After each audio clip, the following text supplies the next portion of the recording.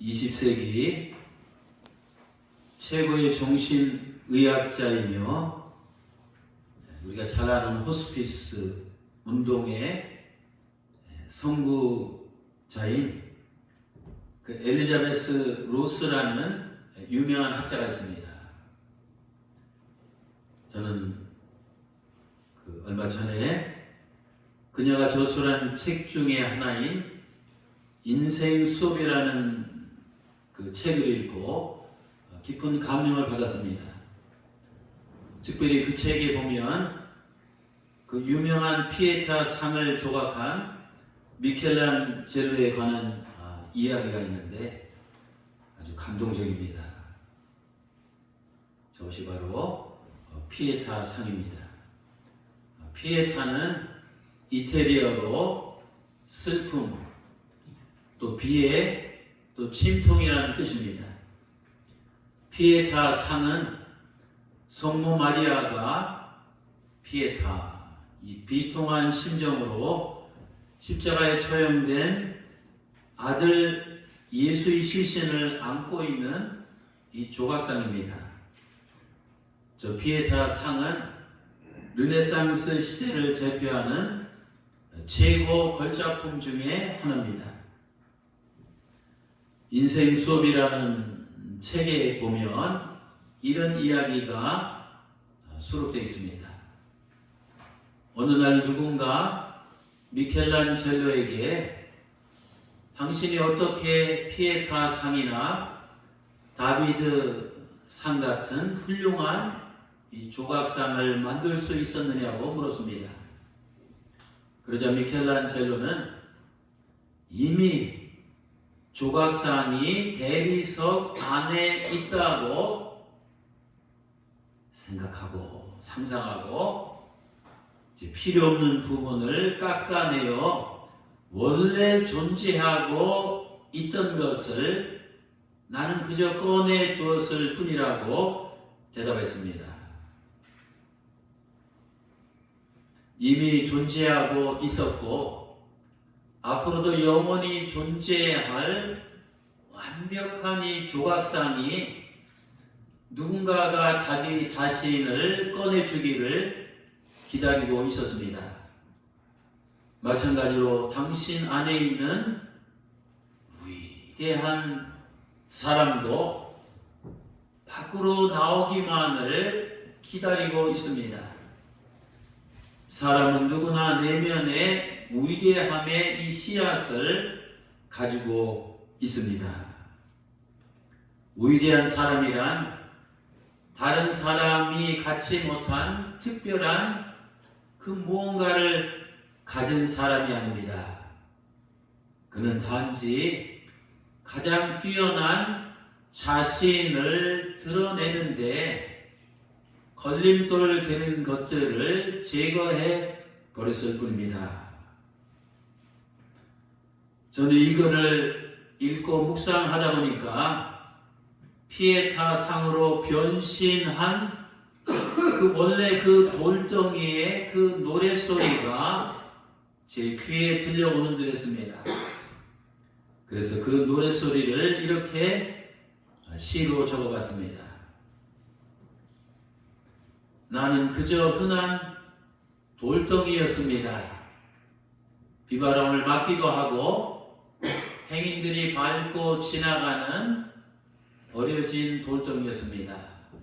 아무도 나를 눈여겨보지 않았습니다. 어느 날 누군가 나에게 다가왔습니다. 그는 나를 한동안 유심히 바라보았습니다. 입가에 잔잔한 미소를 지었습니다. 그리고 나를 어루만졌습니다. 그는 나를 어디론가 이끌고 갔습니다. 나를 깎고 다듬었습니다. 몇 날, 몇 달, 몇 년을 그렇게 했습니다.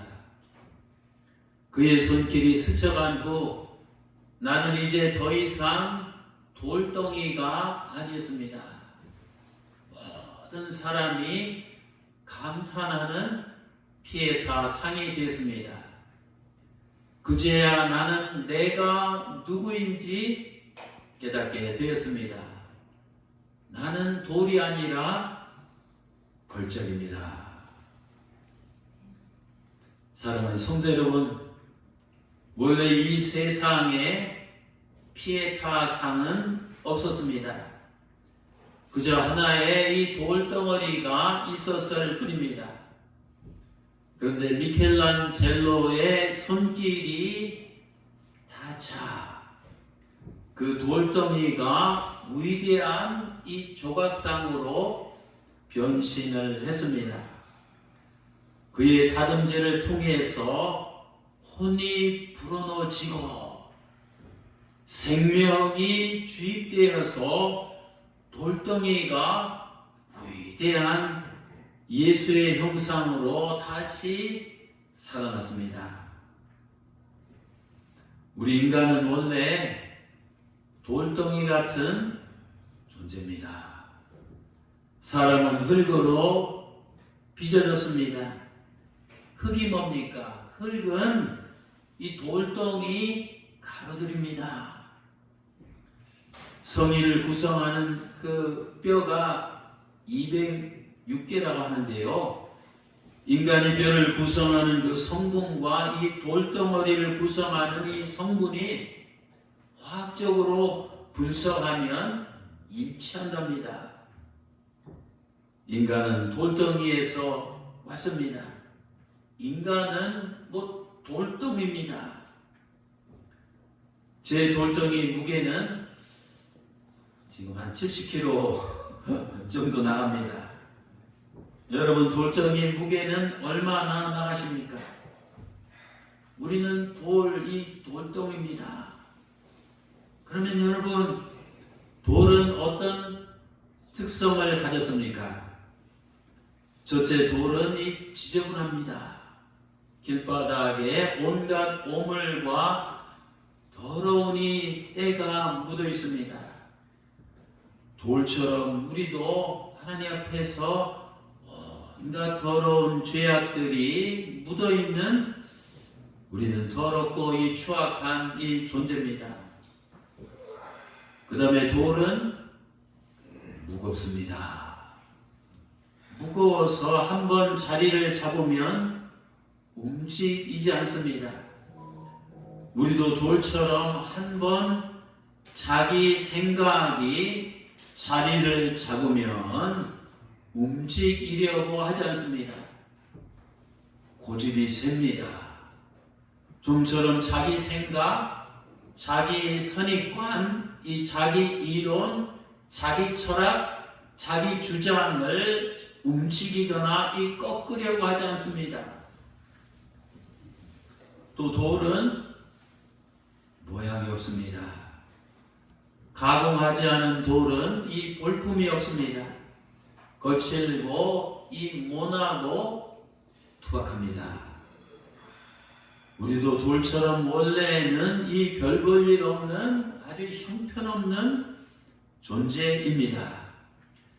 그냥 그대로는 쓸모없는 존재입니다. 또 돌은 생명이 없습니다. 딱딱하게 굳어 있습니다. 차갑습니다. 온기가 없습니다. 우리도 영적으로 보면 죽어있는 존재입니다. 영적인 생명력을 잃고 차갑게 굳어있는 돌덩이 같은 존재입니다. 오늘 본문 성경은 돌덩이 같은 사람들의 이야기입니다.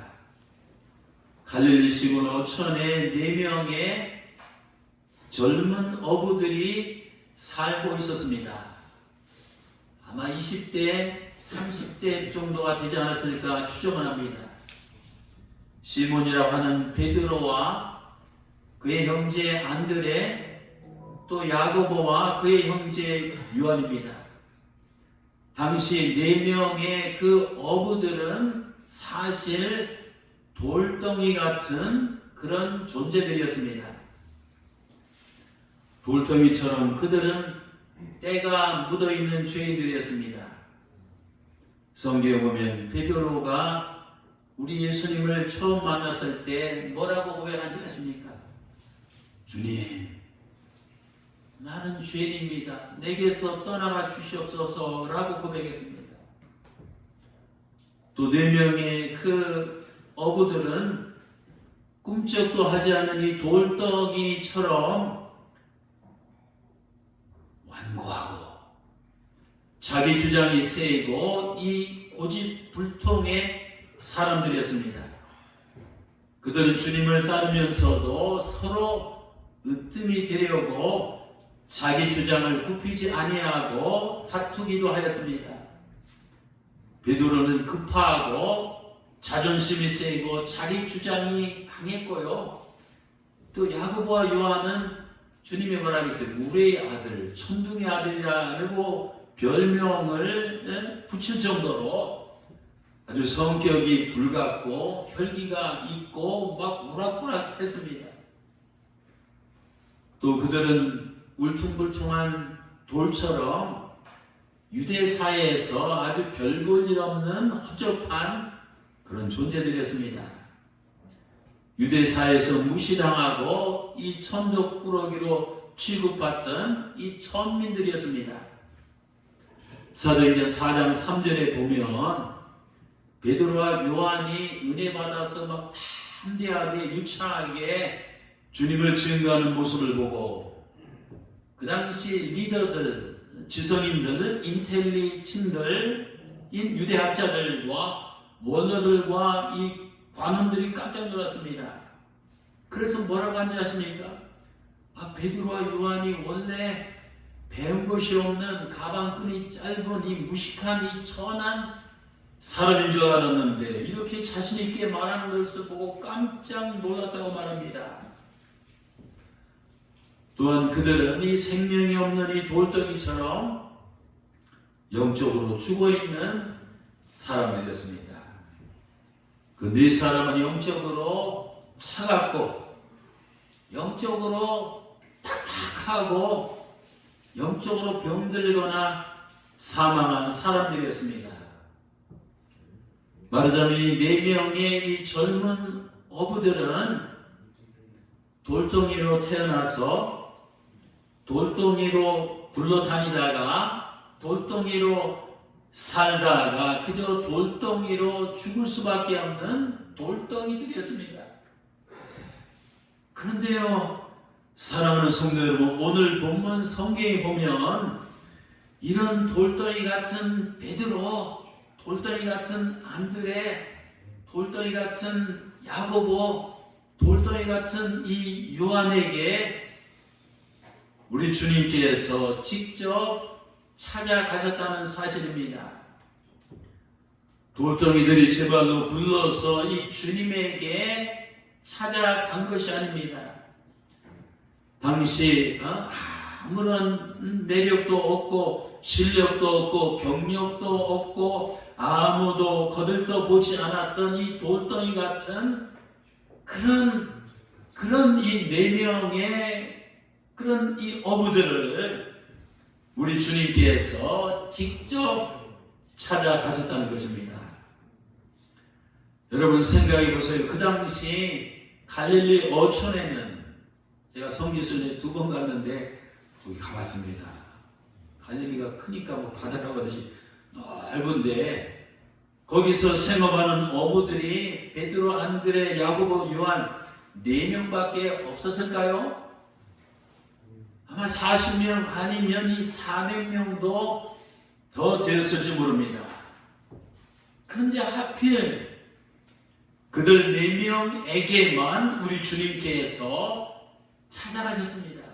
왜 그러셨을까요? 저는 모르겠어요. 그게 바로 하나님의 은혜입니다. 은혜라는 이 단어밖에는 설명이 안 됩니다. 주님께서 많고 많은 사람들 중에서 하필 왜 나에게 찾아오셨습니까? 내가 오늘 왜 이 복된 자리에 앉아 있습니까? 오늘 이태구 목사님 기도하셨죠? 코로나가 풀리고 엔데믹 시대가 돼서 이제 산과 바다로 뭐 공항에 국세통을 이루고 해외여행 다 하는데, 오늘 우리가 이 시간에 이 좋은 이 주말에 이 시간에 앉아 있는 것 자체가 하나님의 큰 은혜와 축복입니다. 여러분, 내가 하나님의 은혜와 사랑을 받은 것은 내가 잘나서일까요? 내가 그럴 만한 자격과 이 조건을 갖췄기 때문일까요? 아닙니다. 그저 더럽고 못생기고 이 추악한 이 차리차리 돌덩이 같은 나에게 이 주님께서 찾아오셨다는 사실이 기적이고 그것이 바로 은혜입니다. 오늘 성경에 보면 이 주목해야 할 단어가 하나 있습니다. 그것은 바로 본다는 겁니다. 오늘 16절에 보면 갈릴리 해변으로 지나가시다가 시몬 베드로와 그 형제 안드레가 바다에서 금을 던지는 것을 어떻게 해요? 보시니 그들은 어부라. 또 19절입니다. 주님께서 조금 더 가시다가 세베대 아들 야고보와 그 형제 요한을 또 보시니 그들도 배에 있어 그물을 깃고 있었더라. 여러분, 주님께서 과연 이 무엇을 보셨다는 겁니까? 그들이 단지 그물을 던지는 것과 그들이 단지 그물을 깃는 것을 보신 것이 아닙니다. 주님은 그들의 외모나 그들의 신분이나 그들의 겉모습을 보신 것이 아닙니다. 주님은 그들을 단지 투박한 별볼 일 없는 이 돌덩이들로 보지 않으셨습니다. 당시 세상 사람들은 그들을 그렇게 보았지만 우리 주님께서는 그들을 주님의 이 다른 눈으로 보셨습니다. 주님은 그들을 갈릴리 해변의 어부가 아니라 천하보다도 귀한 하늘나라의 영혼들을 낳는 천국의 어부로 보셨습니다. 길바닥에 굴러다니는 쓸모없는 이 버린 돌로 보지 않으시고 하늘나라를 이 건설하기 위한 위대한 주춧돌로 우리 주님께서 보신 겁니다. 미켈란젤로가 돌덩이를 보고 그 안에서 위대한 이 작품을 본 것처럼 우리 주님께서는 이 돌덩이 같은 베드로, 안드레, 야고보, 요한을 보시고 그들 안에 위대한 원대한 이 사도의 모습을 보셨습니다. 미켈란젤로가 버려진 돌덩이에서 위대한 예수의 모습을 본 것처럼 주님은 갈릴리 해변에서 버려진 돌덩이들에서 자신의 형상을 닮은 위대한 이 걸작품들을 보셨습니다. 사랑하는 성도 여러분, 우리 주님은 위대한 조각가이십니다. 아무리 울퉁불퉁하고 형편없는 이 돌덩이라도 주님의 이 손길이 닿기만 하면 위대한 이 작품으로 변모가 됩니다. 믿습니까? 돌덩이 베드로가 어떻게 변모되고 변신하였습니까? 베드로라는 이름은 원래 반석, 즉 돌덩이라는 뜻을 갖고 있습니다. 그런데 베드로는 12제자 중에서 이 수석제자로서 이 교회를 이 땅에 세우는 이 반석이 초석이 된 위대한 인물이었습니다. 또 돌덩이 안드레는 어떻게 변신했습니까? 유대 역사가인 유세비우스의 증언에 의하면 그는 에베소 지방에서 열심히 전도하다가 가룟 유다 대신 제자로 뽑힌 마띠아가 지금의 남러시아 지역에서 식인종에게 잡혔다는 소식을 듣게 되었답니다. 그는 위험을 무릅쓰고 목숨 걸고 그곳까지 가서 마띠아를 구출하고 그 식인종들에게 전도해서 거의 모든 사람을 다 변화시켰대요. 그 후 그리스와 터키 지역까지 가서 많은 교회를 세우고 전도하다가 순교하였습니다. 가톨릭에서는 그 안드레의 이 숭고한 삶을 기리기 위해서 11월 하루를 성 안드레의 날로 지키고 있습니다. 또 돌덩이 야고보는 어떻게 변신하였습니까? 베드로, 요한과 함께 예수님을 가장 가까이서 모셨던 인물입니다. 베드로, 야고보, 요한.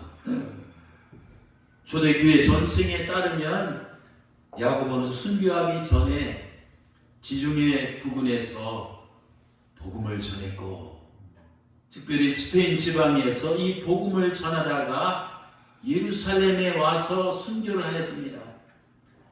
야고보는 12사도 중에서 최초로 순교자의 반열에 오른 인물입니다. 순교 후에 그의 유해는 성도들에 의해서 그가 복음을 전했던 스페인의 산티아고에 묻혔습니다.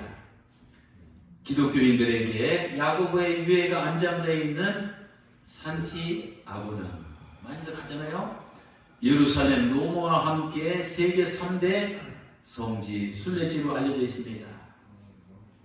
또 돌덩이 요한은 어떻게 변신했습니까? 그는 베드로, 야고보, 요한과 함께 주님을 가까이 모시며 누구보다도 이 주님의 사랑과 인정을 듬뿍 받았습니다. 또 사도들 중에서 제일 오래 살아서 이 초대교회가 자리 잡고 성장하는 데 이 기둥과 같은 결정적 역할을 했습니다. 그는 신약 성경의 3권을 집필했습니다. 요한복음, 요한서신, 또 유명한 요한계시록입니다. 예수 그리스도의 진리를 담은 그의 서신들은 이 기독교 역사에 엄청난 영향을 미쳤습니다. 사랑하는 성도 여러분, 원래 이 세상에는 현재 우리가 알고 있는 베드로, 안드레, 야고보, 요한이란 위대한 인물들은 없었습니다. 그저 돌덩어리 같은 이 별 볼 일 없는 이 무가치한 존재들이 2000년 전에 있었을 뿐입니다.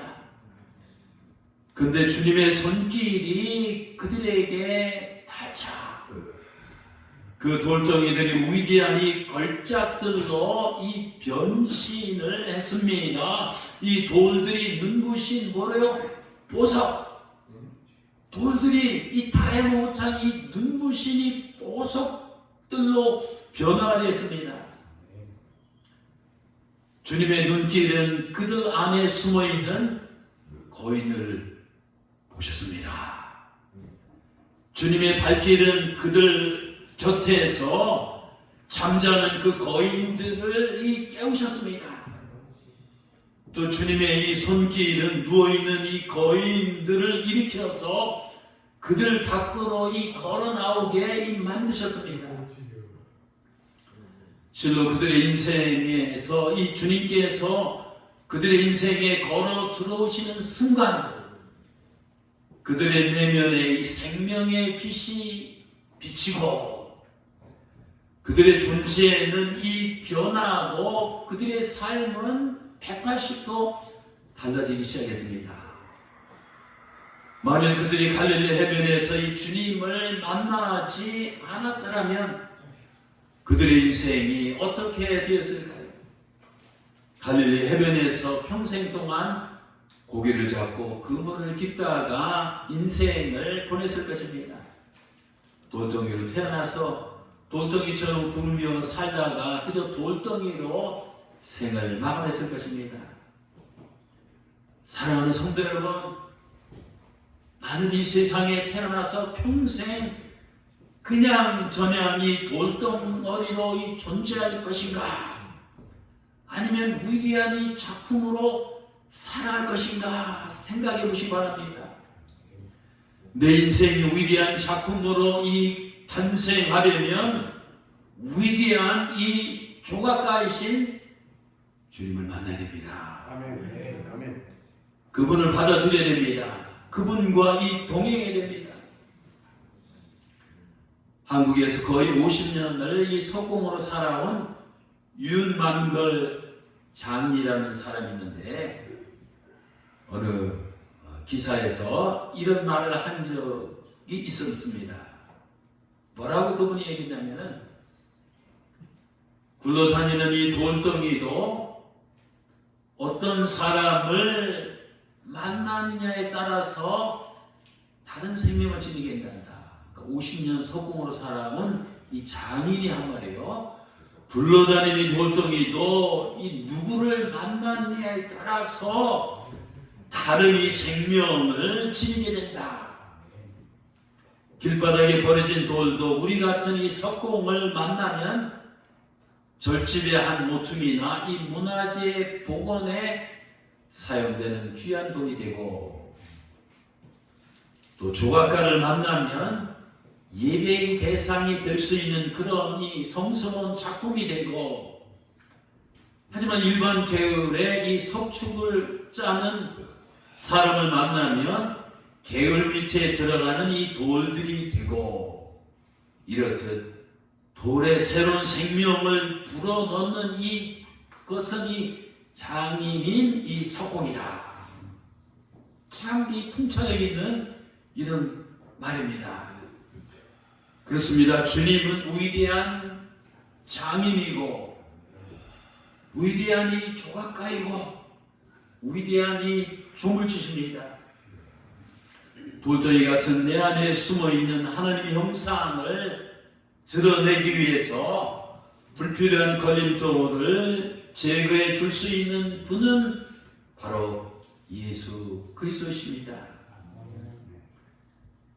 구약성경에 보면 야곱의 11번째 아들인 요셉이 노예로 이집트로 끌려갈 때 세상 사람들이 눈에는 그가 돌덩이같이 무가치한 그러한 그 외국 그 종이 노예처럼 보였습니다. 그러나 주님은 길가에 버려진 이 돌덩이 같은 요셉 안에 국무총리가 앉아있는 이스라엘 백성들을 다 이 건사하고 책임질 위대한 이 국무지 총리가 앉아있는 모습을 보셨습니다. 또 미디안 광야에서 양을 치던 80세 고령의 모세는 당시 사람들이 눈으로 볼 때는 그저 광야에 처박혀 있는 이 무가치한 돌덩이처럼 보였습니다.